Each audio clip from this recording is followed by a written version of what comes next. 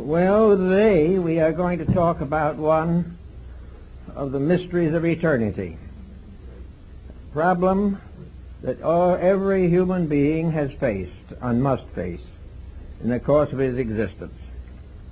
And it is interesting to realize that there are a number of remarkable interpretations of this phenomenon, which we call death.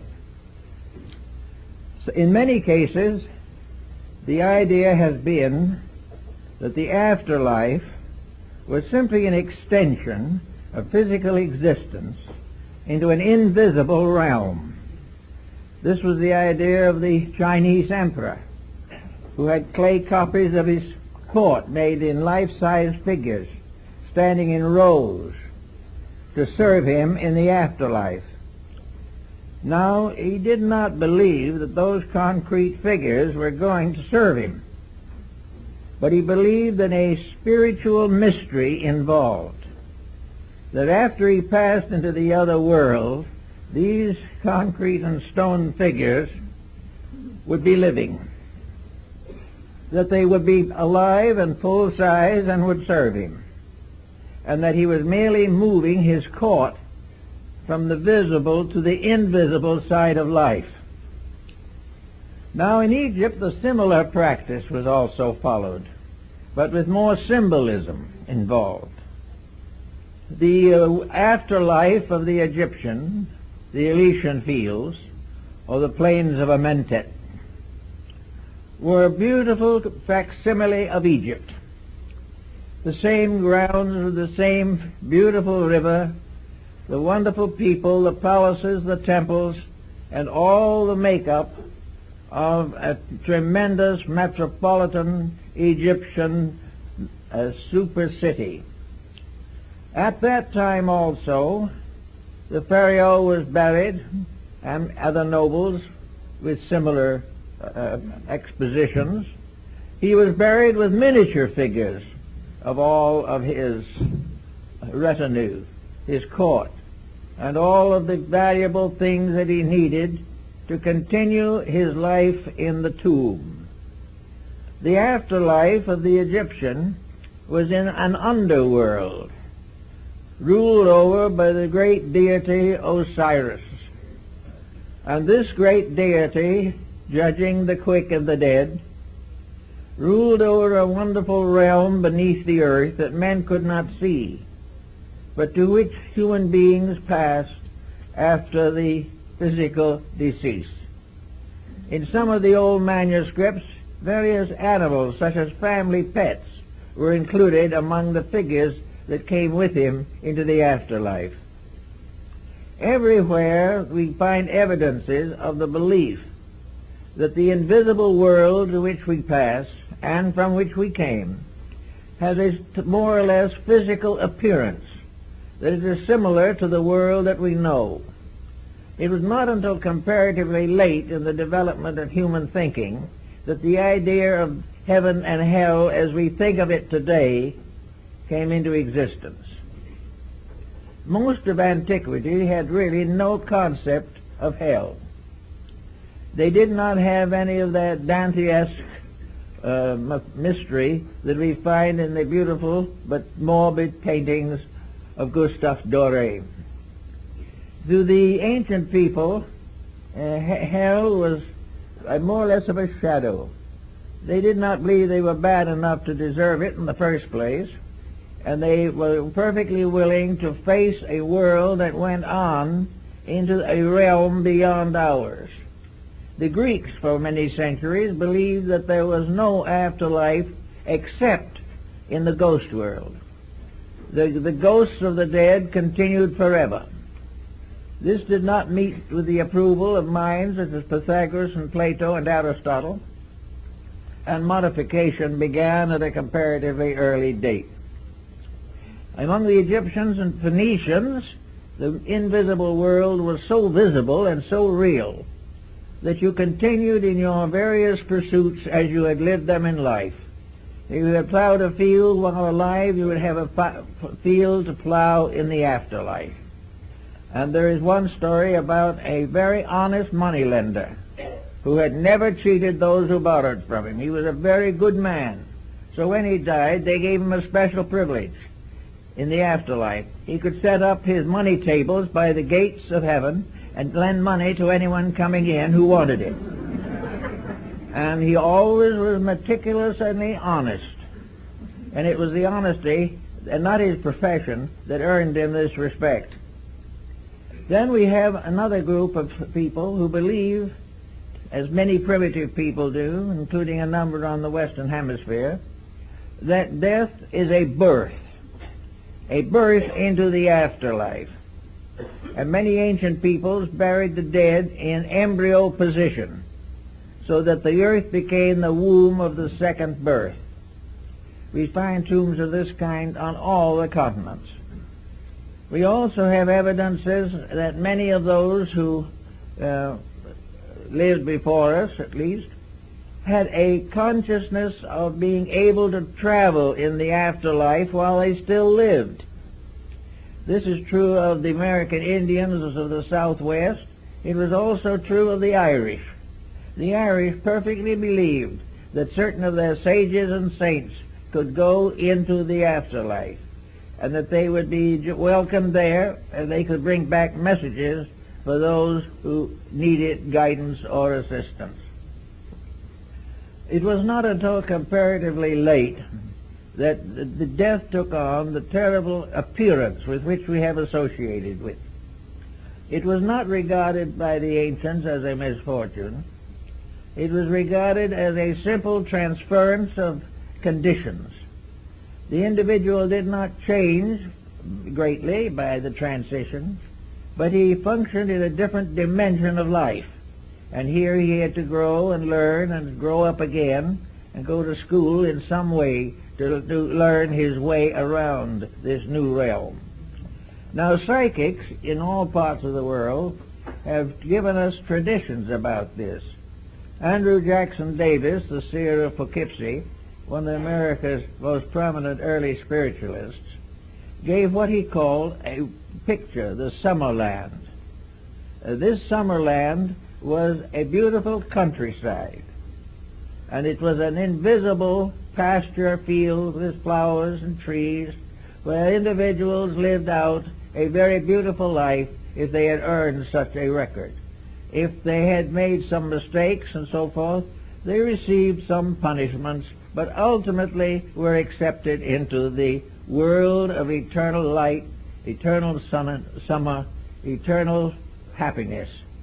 So this was one psychic belief, and he wrote the book, The Stellar Key to the Summerland.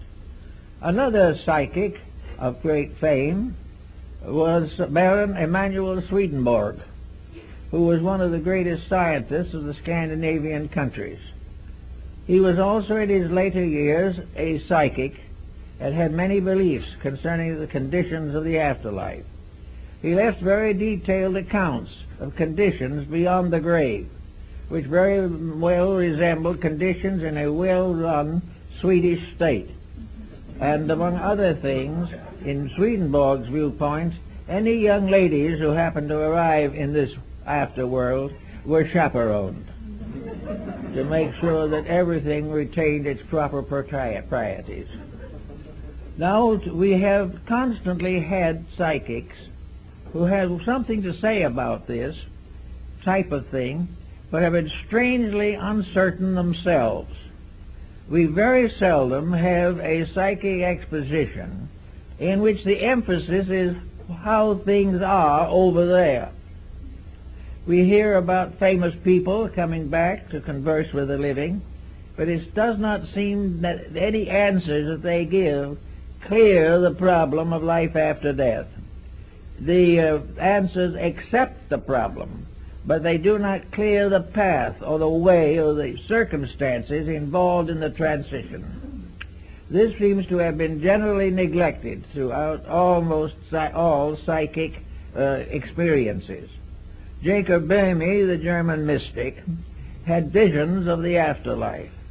His visions of this were very much based upon the visions of Dionysius Areopagus, the early Christian father.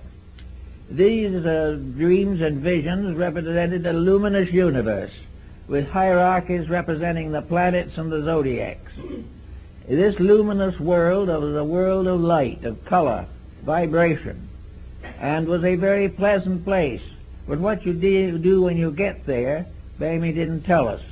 All he expressed was the fact that it was a vision of things to be, such as the visions of the Gnostics and the Albigensians and the Manichaeans and many others. Each religion of the world has its own concept of paradise, where it is and what it is. There seems to be very little, however, detailed study of the subject. Now let's go back to our own problem here. Supposing we assume for a moment at least that this world that we live in now can be considered as a basic example of something, an example that it is hard to deny, an example which might tell us a lot if we consider it carefully. We know that life here begins with pain, begins with trouble, that most existence that we have here passes through stages of troubles and infirmities, that it only lasts for a certain length of time, and then in one way or another we depart. But there are a lot of things to think about in this. Why is this world, which was given to us according to Scripture as a garden, why did it get to be so troubled? Why is this planet that presumably was invented, devised, or created for the purpose of allowing or enabling human souls to grow, why has it been in trouble since the very beginning? Why has this growth consisted principally of war and crime? Why does everyone who comes into this world apparently come into a sphere of sickness, disease, sorrow, and death? Is this part of a plan, or is this something that shouldn't be but got to be from other causes? Let us assume for a moment that the person living in this world is living in a highly conditioned condition, which he has probably in one way or another caused for himself. In other words, it was not intended that birth should be a problem of great pain, that the growing up and living through the various intensities of life would be an endless cause of suffering and mental anguish, or that sickness would dominate the careers of many, and that very often both birth and death were painful experiences. Is this due to the fact that such was nature's intent? Or is it due to the fact that humanity in one way or another has tried to take over nature, has tried to rule nature rather than obey it, has tried to create its own laws, and has set up a human autocracy in the midst of a divine one? It seems as though there is much to indicate that the troubles that we have are mostly not the result of the way nature put things together, but the way that we have readjusted and dodged them from one condition to another. We have juggled these factors, and we have mixed them up so badly that we have ended up with crime and war. Suppose, for example, the human being had not made these mistakes. Supposing he had obeyed the laws of life as they were given to him and revealed again and again through his sacred writings and the wisdom of his sages, we would say the human being was born in peace and in consolation, that there was no back heredity, there were no deformities, there was no hereditary sickness, disease, emotional incompatibilities, broken homes, from which the individual had to come. Suppose that was eliminated. The result would be a very different type of person. A person not necessarily wise, but a person endowed with the natural gift of the world in which he lives. He would be endowed with the simple fact that he could exist happily and comfortably, and for the most part in good health. Now, most of our problems probably arise basically from bad health. We become toxic or disturbed emotionally. We gain all kinds of problems which we assemble and struggle with, And we find that this span of 60, 70, 80, 90 years through which we passed is largely a confusion caused by ourselves.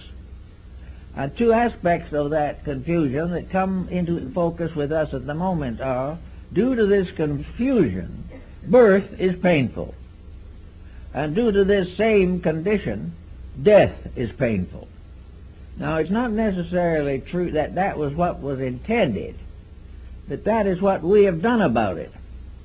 We have taken natural laws and so misused them, distorted them, and ignored them, that we have brought down upon ourselves a mass of troubles which were not necessary and which were not intended by nature. Nature did not intend man to come into a world of miseries, suffer, and depart in pain. These conditions are due to human action and thought. We are now fighting in our communities a whole series of such problems. We are fighting narcotics addiction, alcoholism, tobacco addiction. We are fighting all kinds of laws and rules relating to wealth, power, and ambition. We have set all of our goals on the physical plane of life. We have taken this world, which might have been a very happy playground, and turned it into an infirmary and a vast graveyard. This is not what nature intended. This is not what man was put together for. This is not the experience he was supposed to be ready to receive. It was assumed that he would come to this world to gradually come to glorify the Creator and the creation.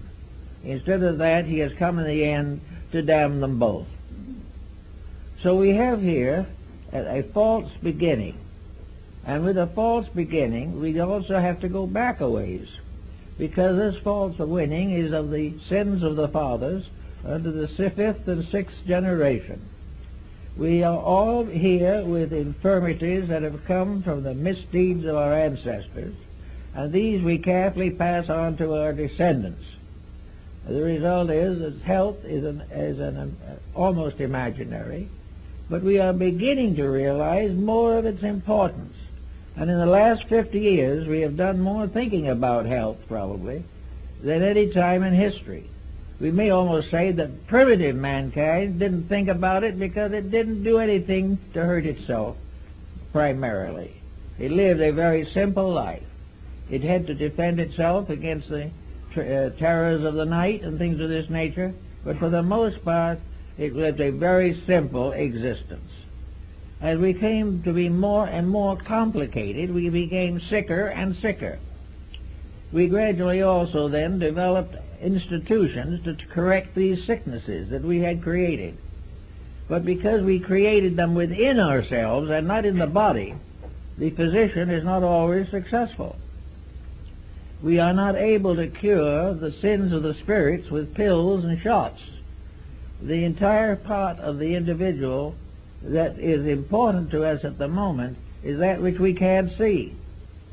It is the invisible overself that really runs the physical body.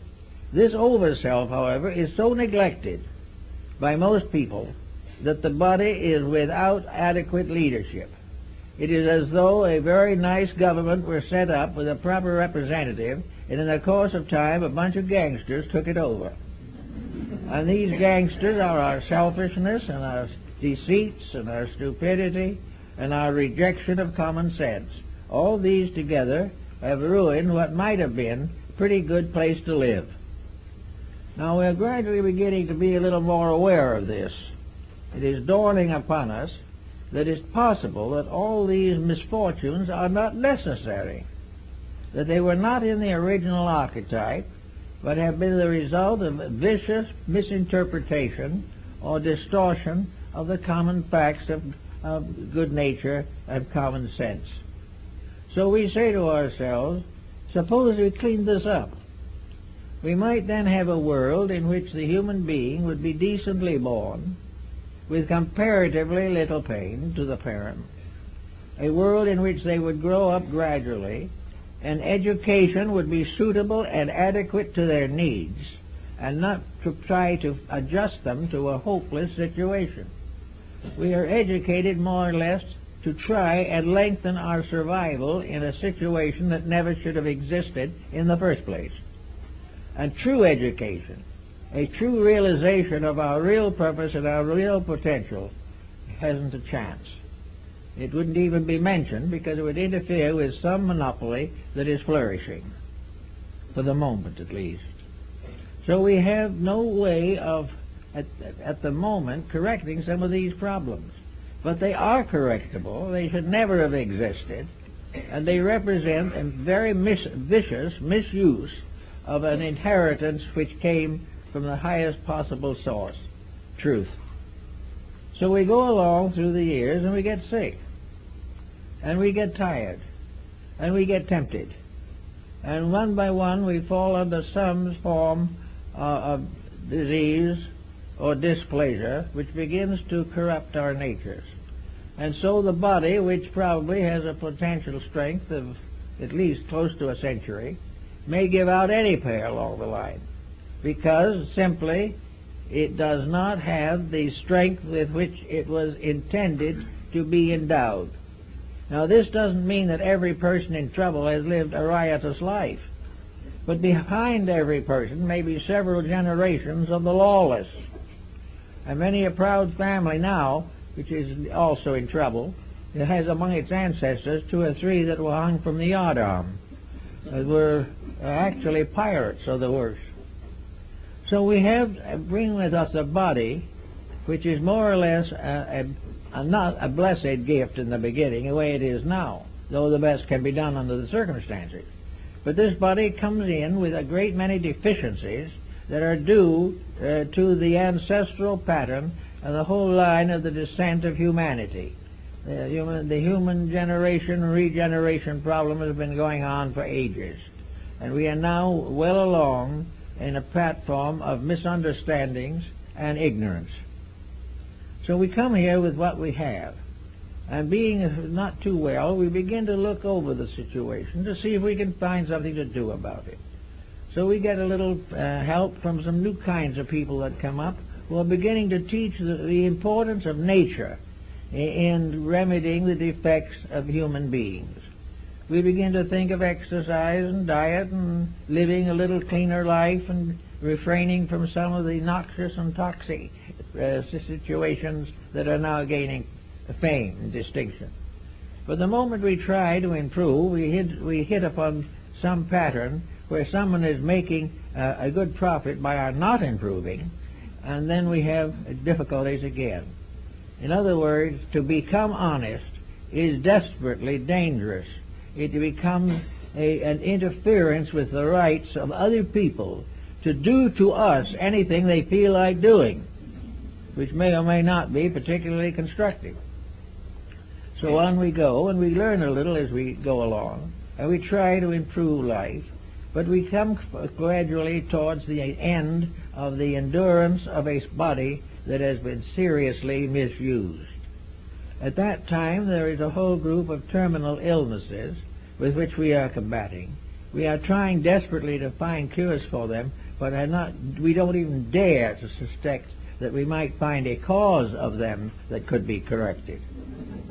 So in the course of time, we come at the end, and we come to the time where there must be a division between the physical body and the metaphysical elements of the personality.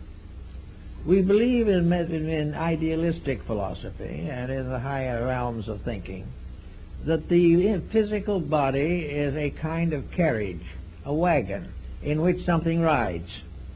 That the actual being in the body is not identical with it. If you believe them to be identical, you are a materialist. If you do not believe that they are identical, you are an idealist. And 90% of humanity has been idealistic since the dawn of time. Very few peoples have ever come to maturity who believed that the individual died at the grave. Nearly everyone has had some philosophy of survival. And without this philosophy of survival, there seems to be no incentives to rise above the misfortunes of the present state. In other words, if you're miserable here, but you do the best you can, perhaps somewhere else you're going to get a better chance. Many nations have also gradually developed the concept of reincarnation as an answer to the infinite problem pattern of growth. It is perfectly obvious that the average person in one body as we see them now in incarnation cannot be perfect. We know definitely that we cannot know everything. We cannot be everything. Certainly we try to have everything, but very few make it. What we really are is growing creatures in a midstream of life. We came from something less and we're growing into something better.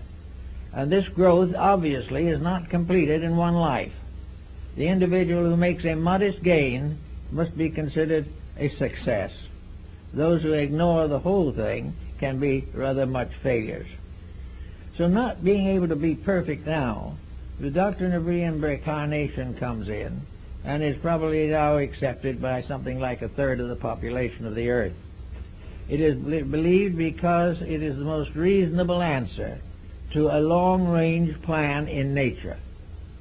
It is also the only description or the only solution that rewards sincerity and helps the individual to outgrow his own weaknesses and infirmities. If reincarnation is a truth, then comes another question, which is related to the original one. If this is true, where is the being when it is not incarnate? The Oriental peoples take the ground that incarnations are normally and honorably about 1,000 years apart.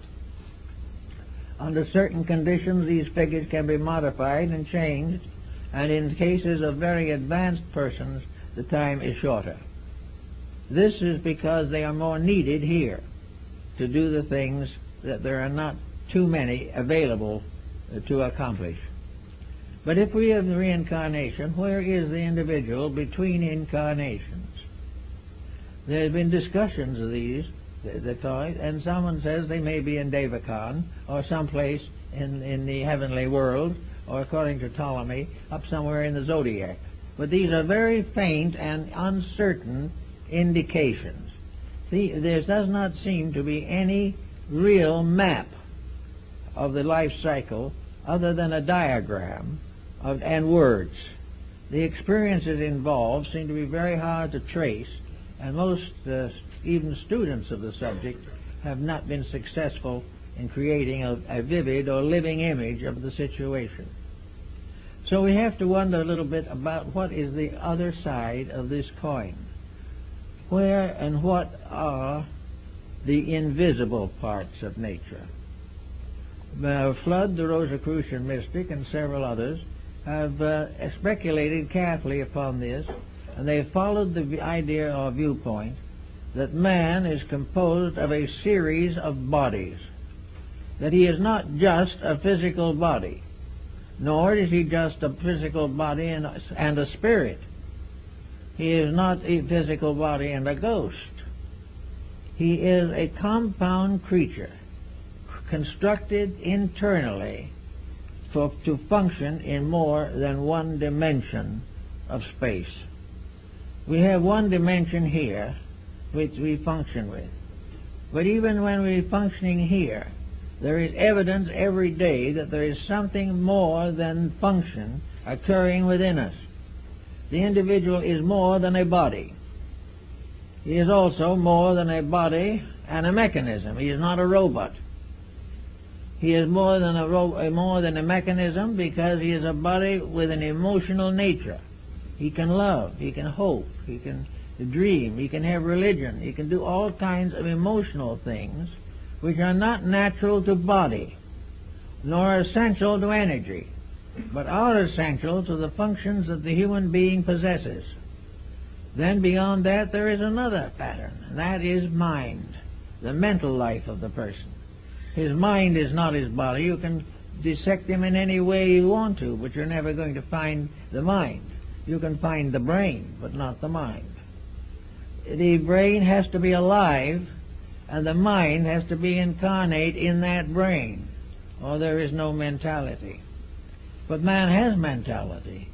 He can think. He has emotions. He can love. He has vitality. He can win at the Olympic Games. And he has physical establishment, which we call the body, which he keeps in the house and sends to work every day. These different things are part of man. They make together a person. And these four parts are all more or less vehicles, instruments to be used by something, to do something. Now the mind is not a divine thing. It is simply a dimension of existence necessary to thinking. But thinking is not the highest faculty of man. There are all other kinds of higher faculties. And most of all, this whole chain of bodies, like beads, this chain is strung of many beads upon a single thread, as Emerson tells us, and that this thread he calls the overself, or the soul. Now the soul seems to be the master of the mystery. The soul seems to be that thing in man which does not limit him to any of the dimensions of his physical sensory perceptions. The soul permits him to hope and to dream. It permits him to ensoul thinking, ensoul living, ensoul emotion. Without this ensouling, these various faculties are sterile. And this is one problem that we have, where humanity spends all its time working with the bodies and forgets the soul. We have a group of sterile organisms and organizations which have no vitality, no reason for existence. Hope, ideals, and the greater, nobler emotions of religion and personal consciousness are all part of something above the mind. And this the ancients like to call the soul, which was the master of the entire cycle of human growth. Now the soul, as Emerson tells us, is a part of divine nature. It is part of something that ensouls all things, so that we can say without exaggeration that the world is itself a soul from which a body is suspended, that this body contains of several levels of management, and various creatures have different degrees of levels. There are some creatures like plants who have only the growth dimension. There are others like animals who have the emotional development. And there's finally man who has the mental development. But this is added to the others, making him a composite being with 4 levels of availability. Now, when he gets ready to be educated or think about trying to do something in life, he should realize that he has these 4 different levels through which he can manifest. Now, he isn't his mind, nor his body. It is an inhabitant. It is a leaser. He can't own the body, but it can lease it for life. It cannot possess anything, but it can use whatever it wills to accumulate honorably. Thus we have the individual who at a certain time in this pattern is going to depart from this world.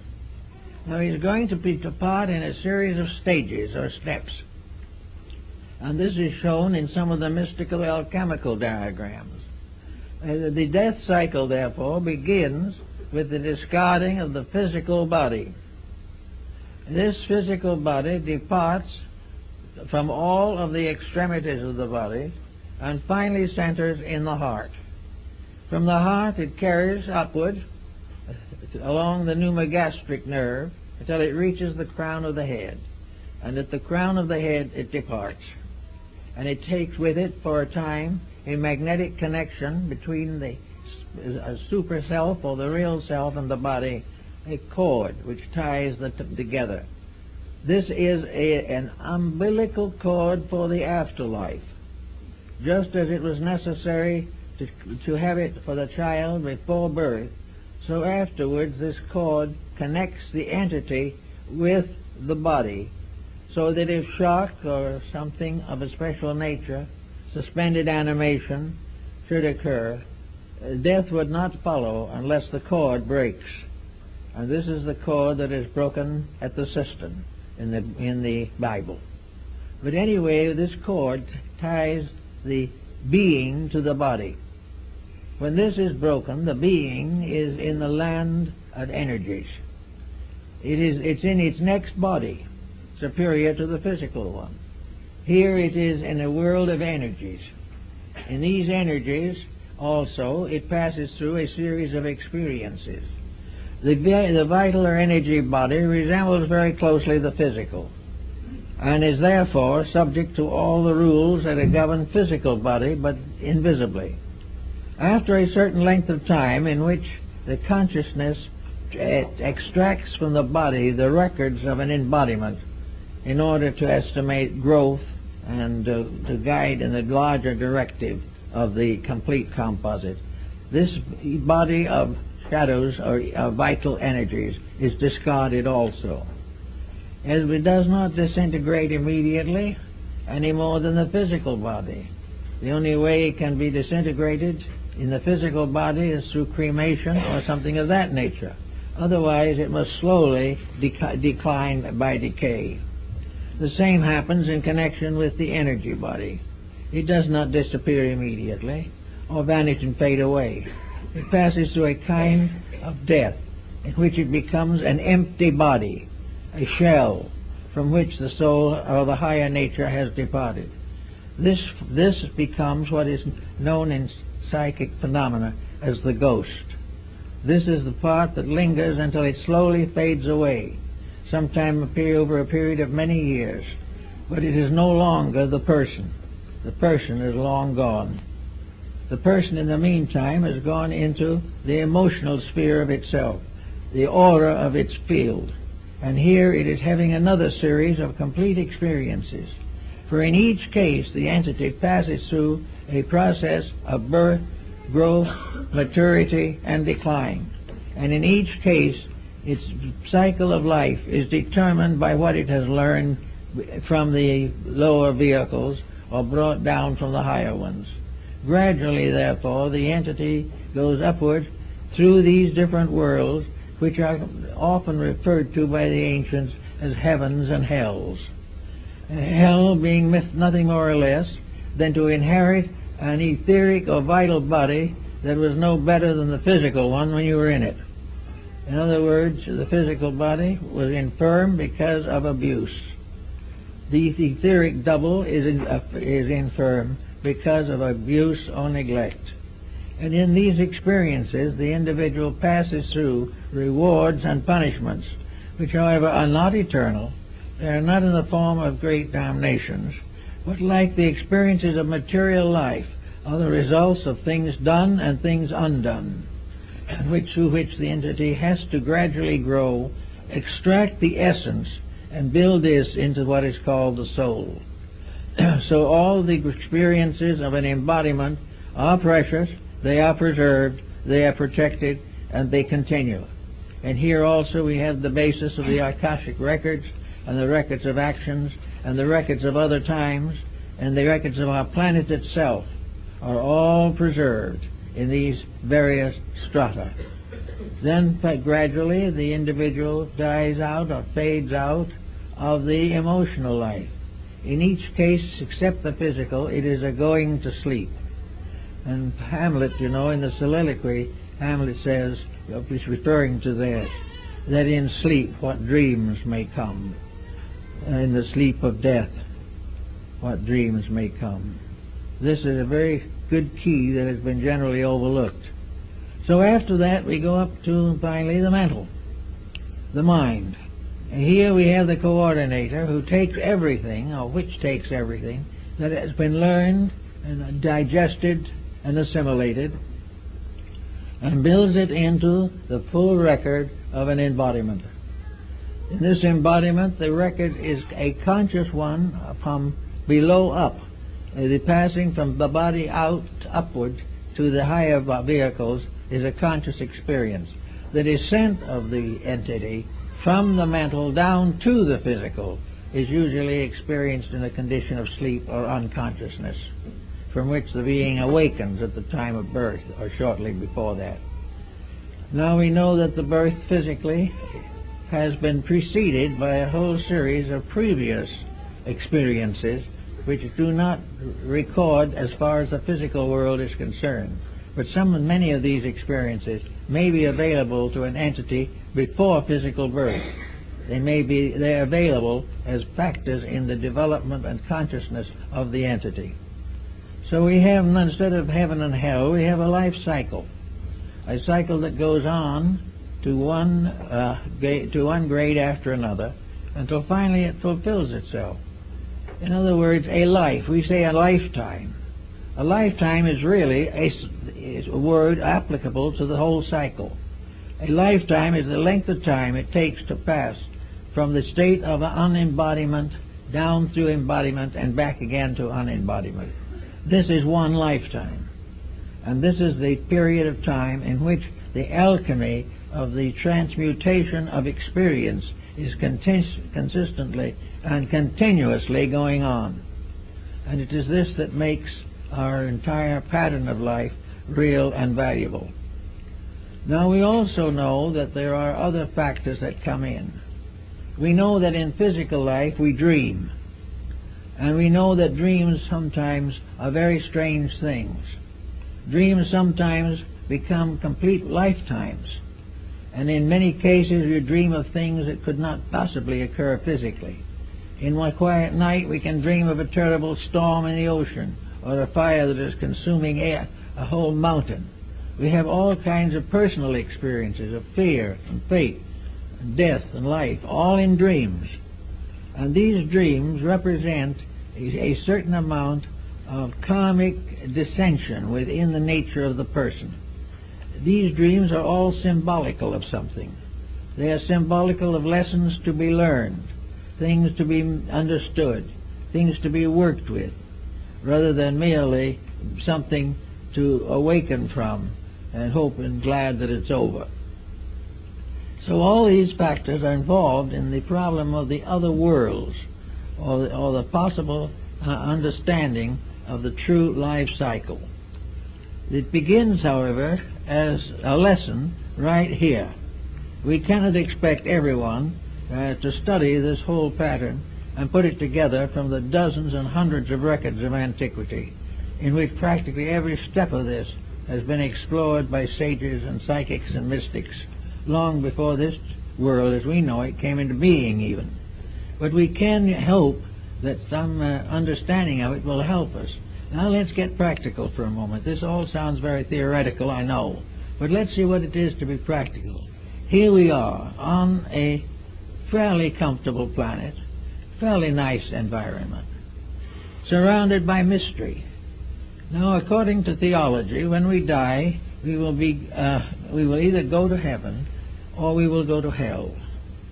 Well, on that basis, our problems are rather complicated, and our probabilities are not awfully good.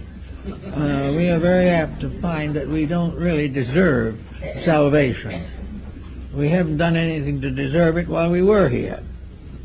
The other situation lies in the fact that if we haven't done something right, that we will go to perdition forever and ever and ever, which is also a very uncomfortable thought. But strangely enough, it has very seldom prevented crime. No matter how much perdition lies ahead, and some of the old artists showed souls roasting in furnaces for 100 million years.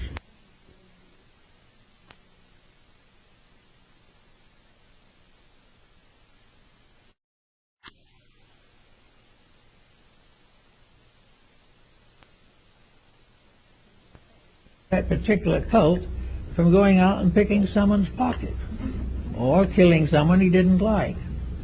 All these terrible things that were going to happen have never prevented crime.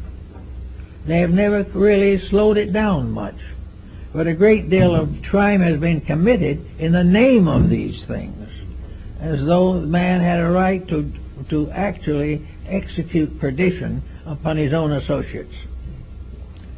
So as long as this wasn't the way it seemed to be intended, we gradually outgrew the idea of eternal salvation and eternal damnation. It just didn't seem to fit into any kind of a plan. It did not make any contribution to the progress of things. If it had been intended that man be created perfect, it could certainly be assumed that this could be accomplished by any power great enough to create the cosmos. If we were to be perfected, there would be certainly built-in factors by which we could receive the inevitable impulses which a deity could bestow. Rather, we were sort of shipwrecked on an island and left to do the best we could. But the reason for that was also obvious. If we did achieve, we achieved ourselves and not by dependence on something else. Growth was a personal experience of unfoldment. And if somebody tries to grow for us, they grow, but we do not. So the whole problem of the beginnings and endings of these things could not be solved by the mere theological concept of eternal punishment or eternal reward. This being left out of the pattern, we come to the point made by Socrates in connection with wisdom. When he finally took the hemlock for refusing to pay a small fine, which his own disciples offered to pay for him, but this fine he considered unjust, and he would rather die than be a victim of catering to injustice. So, before he died, he said to his disciples, "I'm going out now, and I'm going on a journey, and it's fine. I'm perfectly happy about it. I've found two things are going to happen to me. Either I'm going to cease forever. There will be no Socrates. There never will be anything. Nothing that I've ever done will be remembered by me. The only things that will remember are those that come after me and read or study. I cease. On the other hand, there's another alternative. Maybe I do not cease. If I do not cease, then I will become again part of that invisible world which I have sought to explore all my life. I will go be a part of that eternal immortality in which I will learn as I have never learned before. I will know the wise and the good, and I will come to the answer of all the questions that I have ever asked." And Socrates then took the poison and died peacefully, convinced of the fact that he was going forth to the answering of questions and not going forth to an annihilation. He was going to continue the path of growth that goes on and on and on, but each step of it a dramatic adventure, if we accept it in that way. So that brings into focus this problem of just exactly what and how we are going to consider the interludes between this life and the next. Perhaps the truth of the matter is very simple, that it will be a period of sleep, that we will sleep between lives as we have slept between days in this world. But while we are sleeping, the powers that be will be working in us and with us. But the powers will be working without our interference, which will enable them to work. Whereas in our night sleep, our dreams are all influenced by our psychological conditionings. So we'll have a chance for that type of thing, a quietude between lives, a Zen sort of situation, in which we will become so completely relaxed that we can see truth for the first time. Truth can only come in a state of peace. It can only come as a condition of reward or fulfillment. No one can demand truth, no one can sell it, no one can buy it. But we can all earn it, and we earn it by gradually eliminating the interferences. We take out of our lives the things that are not so. We take out of our lives the patterns and situations which have no meaning. We also take out the irritations, the fears, the doubts, the exaltations and the humiliations, and allow a complete quietude to rest upon the spirit. Now the word soul is something that also comes into this pattern. The word soul was used in antiquity largely to represent a combination of enrichment of the spiritual strength of life with the rewards of incarnation. The soul is the wedding garment of St. Paul on the book of Apocalypse. It is the vesture of experience. It is all that we learn becoming the great ornamentation of ourselves. It is the gradual acceptance and within our own consciousness of the quite one-piece garment without seam. The soul is the result of the cycle of incarnations. Embodiments build soul, for soul is the truth behind each thing that happens to us. And as that thing that happens to us comes to be recorded in our eternal records, it becomes a dimension of soul power, soul strength, soul insight, and in that way is very important to us. Now, the soul can also be destroyed or injured by the misuse of faculties and powers, the perversion of mystical experiences, the misuse of the divine power becomes the deadly sin. It is perfectly possible, therefore, for the Bible to say in one of its thoughts, the soul that sinneth, it shall die, but the spirit returns to God who gave it. The spirit cannot be destroyed. It is incorruptible. The soul can be a false pattern of living which falls apart. When it does so, this composite of mistakes can die, because it consists only of false factors. But when it is fallen or died, the spirit, which is its real life and its eternal fact, goes on to a new pattern of experiences. There is no end to the spirit. But the soul is the golden wedding garment in which we are supposed to attend the marriage of the Lamb. All these things are told philosophically and mystically in the book of Apocalypse, or the Revelation of John. Now, when we get to this point in our problem, then, we come now back to the day, right now, when we have to keep on living. The concept is very simple, that these bodies that we have been seen by psychics, mystics, and clairvoyants, and have been referred to as auras, or magnetic fields. Now, each of these magnetic fields has a color, and each of these fields is by nature and substance of a beautiful color. But wherever the distortion and perversions arise, the colors change. And out of this also has emerged a method of treating the sickness by spectrochrome therapy, by the use of color. But color, clear, is a soul-building power, and in a sense is a dimension of the soul structure.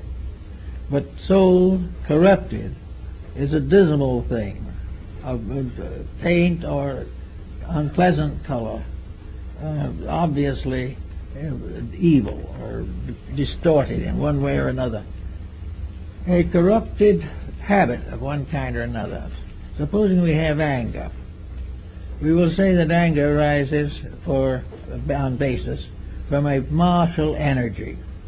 In the ancient was a combination of astrology and esoteric therapy. Mars was the symbol of energy. Now, if this energy is used constructively, you have a bright, clear red. If it is used destructively, as in striking a blow, or in a nation is used as war, this right energy is tarnished into a deep, muddy red that is obviously a hideous and unpleasant color. Now, this color is with the person who has had a temper fit, or who has had a grudge, or has done something wrong. This color is not only in the magnetic field, but it is also a rate of vibration that can affect health. It can influence the mind, unfortunately. It can devitalize the tissues. It can shorten the life. Wherever the magnetic fields with their alchemical colors are corrupted by human action, they distort function, they destroy vitality, they impair health, and very often become the cause of chronic and incurable ailments. The individual with a bad emotion will ultimately have a sickness to match it. The sickness and the emotion will go together and perhaps cause the life of that individual to cease, and in the afterlife, when it reaches the level of the emotional nature, that color will assert its karma as a factor in character. In other words, that misuse of power is something we have to live through afterwards when we come back or on our way out of this embodiment. Wherever we store up poisons in the magnetic field through the misuse or perversion of facts and truths, we get this danger of going through the kamalokas, as the Tibetans call them. Those are the after-death experiences in which we have to cleanse ourselves from the various mistakes with which we have discolored the psychic fabric. All these things can be worked together into a system of thought. We don't need to tell what it is or how we got it, but we can start in early life and with people to recognize the great pattern of health is the individual learning to use his entire organism and abuse no part of it. If that goes on, gradually the entire complication of life ceases. Little by little the problems solve themselves. They will not be immediate. We probably have too much karma hanging over from some other past time that we have to clear up. But ultimately, the individual who becomes constructively integrated will recover from the evils from which he has suffered. It will affect his re-embodiment, the circumstances and conditions of a new environment. It will protect his present environment, and it will create strong constructive bonds between the individual and the society to which he belongs. There's no answer, therefore, to the after-death state except to deserve what might be termed a paradisical or peaceful afterlife. In other words, what we should do is drift pleasantly as a great stream of life through the cycles of recapitulation until we come down again into re-embodiment. If there was no wrong in us on the ascent or in the cycle, there would be no pain, there would be no suffering, and we would find growth and fulfillment to everything that we really want. So while we probably can't change all these things all at once, we can start in by kind of picking up little things that we might not want to face later. We think if we don't face them here, they're gone. But this is optimism. The mistakes we don't face here, we will have to face there. We have to face ourselves. We have to support that which is right, and we have to cast off that which is wrong. And this is true also of the dope peddler and the dope taker, the alcoholic, the immoral individual. Everything that is basically wrong, we will have to face. And the ancients, realizing that we have to face these things, caricatured them into monsters, demons, evil spirits, and filled an invisible world with malignant ghosts. But these ghosts are only unfinished business. They're things that shouldn't have been in the first place, but were, and having become, have to be eliminated by the experiences of consciousness. The individual has to correct his own mistakes, either here or hereafter. And this constitutes the cycle of a lifetime, of which only one small part is lived in the visible world. But it is in the visible world that independent action takes place. In the invisible world, there is no new experience added. The experience of this cycle, which is the cycle of humanity, which has its physical foundation in the visible earth, the experiences of growth are here. That which is out there is the soul growth, is the incorporation of the right into eternal value and the gradual correction of that which is not right. But all new opportunity for growth is conferred here. And from here, the consequences go on. So it is the way we accept growth that determines whether we are building karma. Now, the idea that karma or compensation is always evil is not true. We are building good just as much as anything else.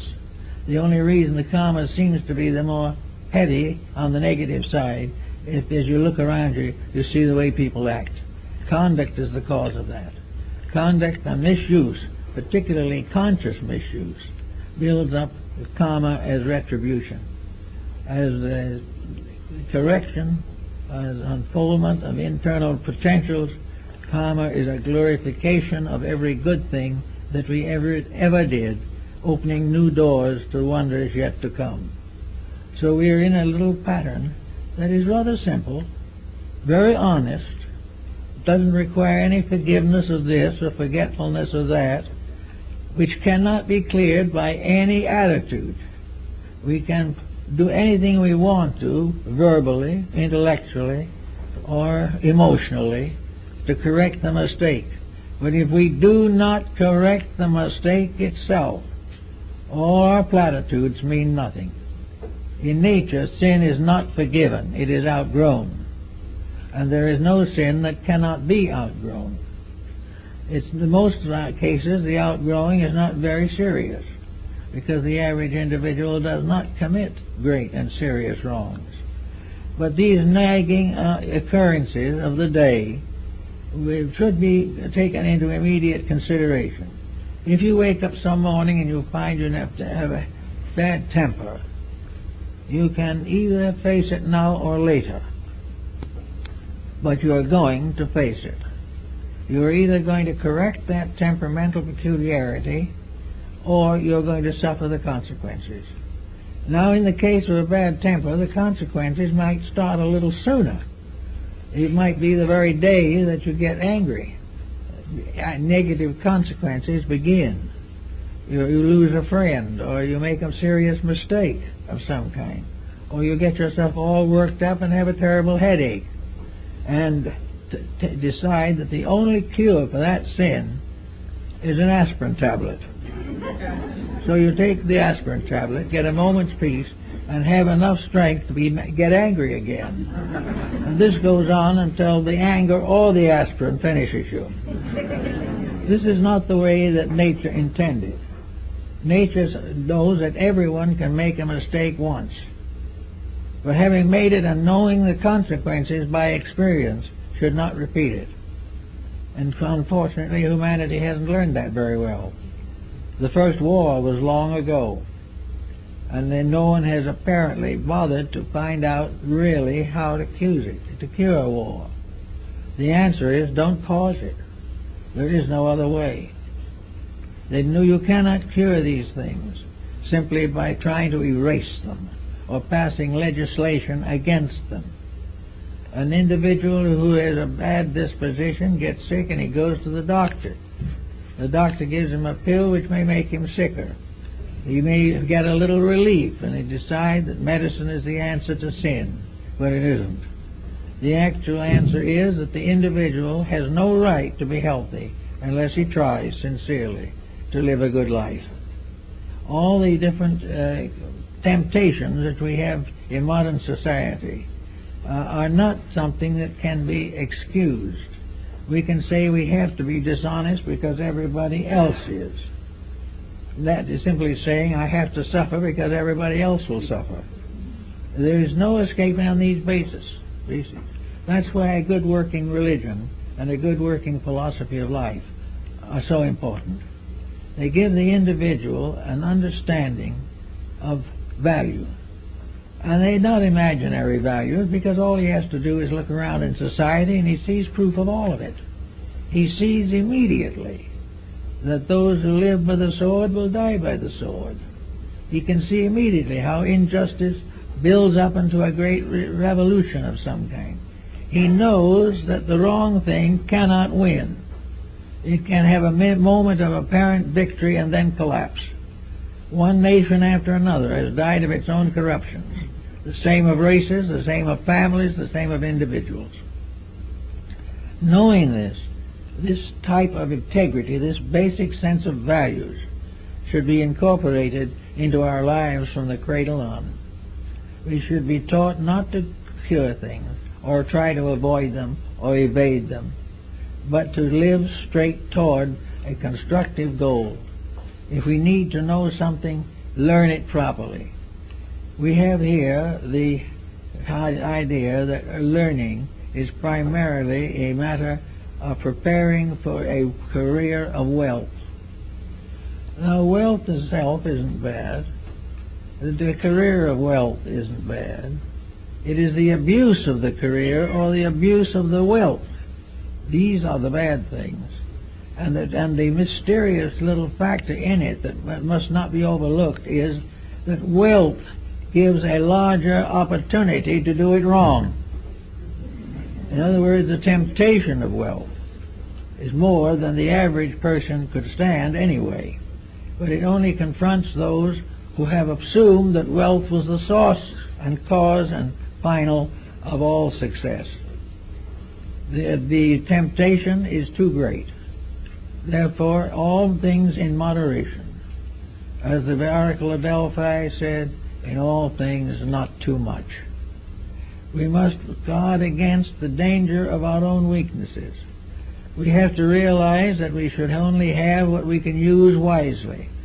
We should only do what we can do lovingly and constructively. All the so-called faults and foibles that we nurse so carefully and have so much fun with do nothing but destroy us. So the cycle of life goes on. If you want to follow the idea of the old Christian reward and punishment, you can if you modify it somewhat. If you have a life in which you see and know that you're making a mess of things, then you must expect punishment. But it isn't punishment in the sense of a divine bookkeeper dealing out a sentence for your mistakes. The punishment is inherent in the mistake itself. When you do it wrong, pain is inevitable. If you think wrong, the thoughts are bound to be dangerous. If you are over-ambitious, you will struggle and finally be destroyed by your own ambitions. It isn't something else punishing you. Much of karma and much of the cycle of life can be seen here.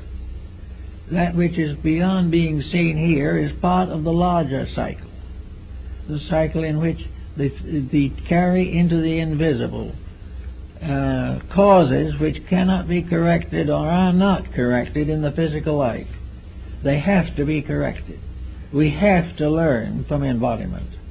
And if we cannot learn while we're physically alive, we'll learn in the afterlife.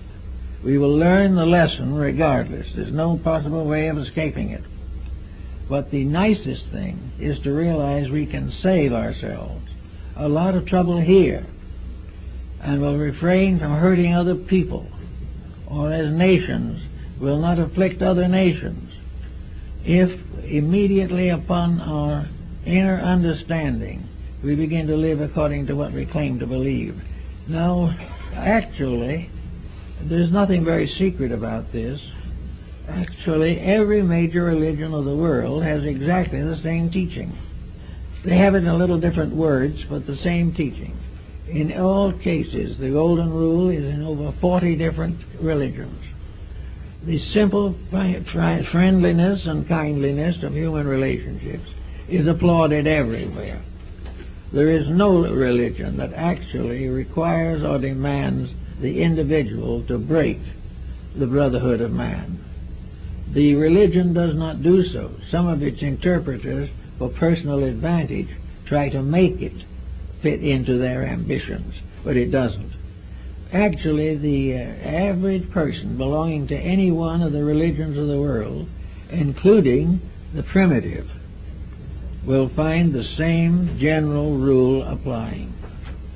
Do right and be right. Do wrong and be wrong. Do that which is good and grow. do that which is bad, and penalize yourself. The proof of all faith is in the practice thereof. And in our day, the interval between the faith and the practice is too great. It's more great than it ever was before because the temptations are greater. And we try to conceal the values by overlooking them or denying them. But the average person who is out making trouble for himself and others is someday going to face the tribunal. This tribunal is not a group of long-bearded judges. This tribunal is that the individual has to ultimately face himself. And the longer he waits to do it, the more unpleasant that meeting is going to be. But we all have to come finally face to face with ourselves and realize that in ourselves we are the source of most of the sorrow that we suffer from. So this other way of the world, it may be in dream and in vision. They may saw a beautiful world of light and color. Even in passing out, he says last words were, "It is so beautiful." And in many cases, though, there are visions. And in some cases, someone like Andrew Jackson Davis could have a vision of an afterlife that is a beautiful valley with little farms and cottages and happy people. Those are symbols that arise in our own consciousness. But an afterlife that causes us fear, an afterlife that threatens us with damnation, is nothing. The threat is nothing. The individual breaks the rules just as he broke them before. You cannot frighten him into a state of grace very long. Occasionally you can prevent a single incident, but for the most part, in his daily life, the individual will break any law of nature which bothers him, which forces him to change his ways. He will keep his ways and the laws will be broken. But sometime in the never, never land, he's going to have to face these laws. The universe is an immutable instrument, created by an eternal reality.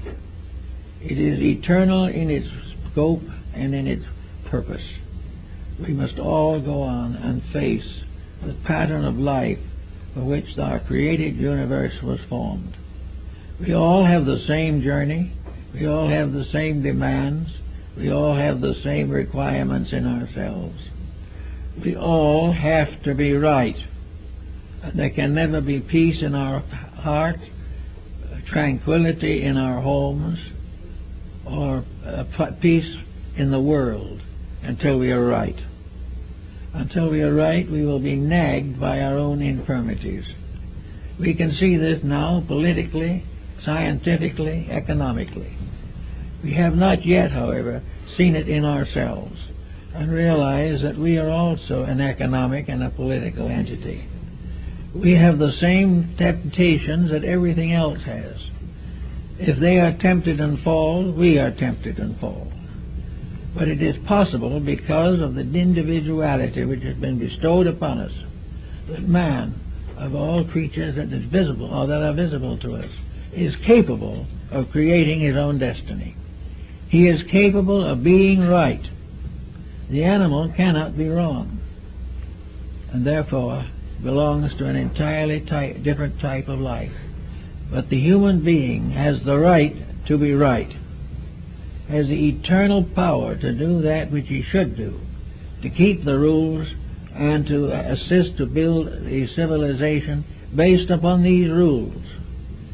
He has a right to build a magnificent world and cooperate with the divine power in the advancement of all living things. He has the right to work for principles, and if he is properly rewarded, he is a true and faithful workman who is well worthy of his wages. But he does not have the right to accumulate simply for the sake of accumulating or of exploiting somebody else. He has no right to accumulate what he cannot take with him. But while he is accumulating things that he wishes he could take with him, he loses them. And the power to accumulate, which was wrong, is the thing that goes on. It is not what he has, but the motives that made him get it, that he must face in the ages to come. So it is much better for him to get ready for this at a reasonably early time, and to see all these things through the light of inner understanding. There is nothing to fear in life except the tendency we have to compromise. If we can recover from that, we will have a much better world than we have now, and we'll be able to look forward to a better one. And any little mistake that we can erase at this moment will not come up in the final examination. And it's much better for us to catch it now and have that little pleasant feeling that we have grown, that we have done something worthwhile. And by having this feeling, have the proper reward and respect for life. If we believe in God, we must believe that the divine power is worthy of our respect. We must also realize that it is worthy of our obedience. And as we look around us, we can see pretty clearly what disobeys and what obeys. If we cling to that which obeys and refrain from that which disobeys, it won't be long before this old world will look a lot better. And we will find that it is perfectly possible for our planet to go on for a long time and build up a population of 50 billion, and everybody will be happy and everybody will eat regularly. It is selfishness, corruption, on the belief that if we do these things badly, when we die, we do not exist. In order to be a truly successful rascal, you also have to be an atheist. You must have no belief, because if you have any belief worthwhile, you will not pervert it. You will live it. And by living it will accomplish the good things that we are all seeking: happiness, peace, contentment, strong families, happy children, busy adults, and no one wandering around the face of the earth trying to kill time for no good reason. There's always something good to do, something that needs doing, and by doing it we build into the soul of the future.